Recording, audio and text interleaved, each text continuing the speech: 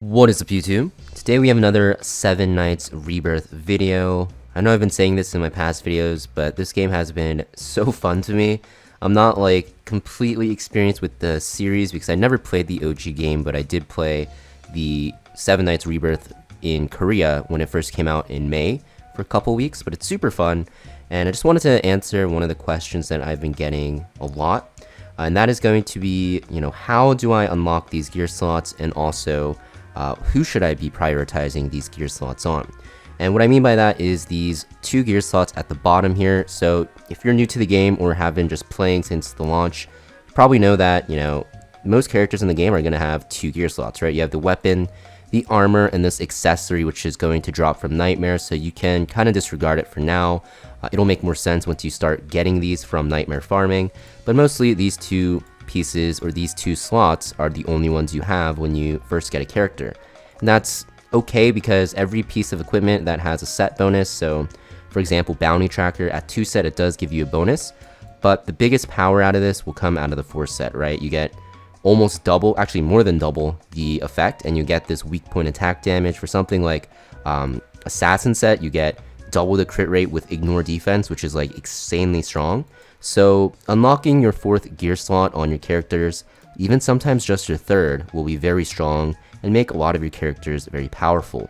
Now the way you actually unlock this gear slot, it's pretty simple. You can actually see in the background right now, I'm actually ruby farming. You are going to want to be ruby farming a lot, especially, not even just in the early game honestly, just like in general, but especially in the early game you want to ruby farm because you'll get these rubies to summon for a lot of characters. That's why I have a ton of characters on my box, even though I did swipe a bit, but the biggest thing is those rubies for summoning, and also you'll get a ton of these fodders.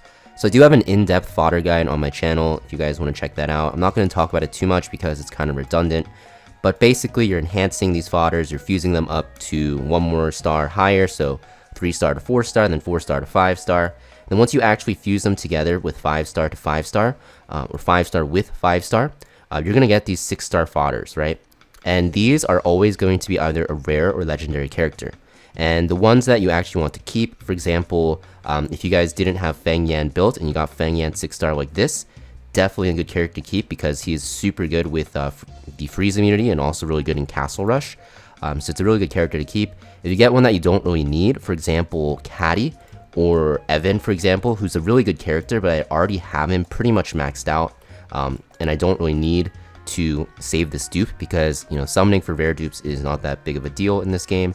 Then what you can do is use them as ultimate enhancement fodder. So ultimate enhancement is basically unlocking gear slots. You put in a character that doesn't have max gear slots, you then put in that 6 star fodder I got, and then you'll be able to unlock one of these, and you'll have to do it twice. And this is how you unlock your gear slots and get to 4. Now, which characters do you actually want to prioritize? So the absolute first character you're going to want to do is your farmers. So if you re-rolled for Tio or you got him from the banner, this is going to be your number 1 priority character. This is going to be because he is just going to carry all your damage in the early game. So you really want to make sure that you actually enhance him first so you can get through adventure very easily. Now you guys probably already did that, so what is the next character that I want to enhance? So the reason why you're enhancing Tio is because you're going to use him a lot in your farming stages, right, for ruby farming. However, it's not the only farming stage you're actually going to do. You are going to end up farming raid a lot, so doing a raid DPS will be very good.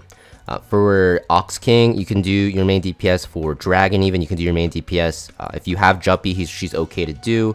The only thing is you will eventually get Shane, so you might want to save it and just farm the weaker stages.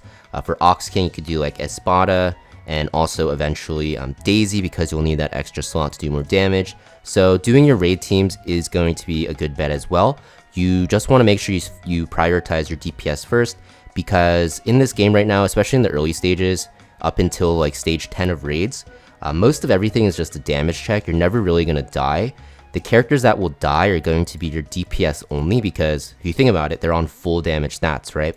However, your frontline supports, they're going to be on usually like defensive stats, right? You're not going to put them on damage really, you'll put them on like HP percent, damage reduction, and even with only 2 pieces activated, they will be pretty much just as tanky as your DPS. I say just as tanky because without this extra armor slot unlocked, which I'll talk about, you're losing out on some defense and HP.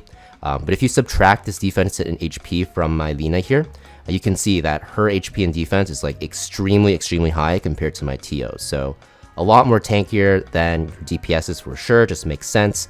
So you definitely want to make sure that you prioritize your DPS.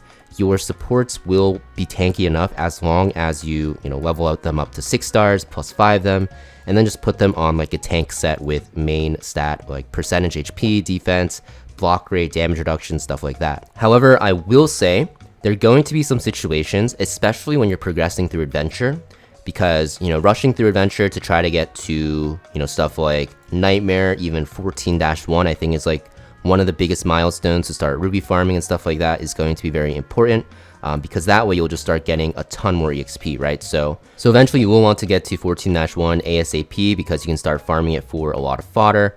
Stage 11's okay as well to start farming, but stage 14 is going to be the first ultimate endgame goal right before Nightmare. But getting to that stage can be pretty hard, and the reason why is because you're going to be running usually a 4 frontline 1 DPS formation, so Tio in the back and then 4 people in front, and those characters can actually get sniped out very easily because the single target damage in chapter 14 especially can be pretty scary. So what I recommend is, if that is the case, you're going to be using Evan and Yui in your adventure team, most likely.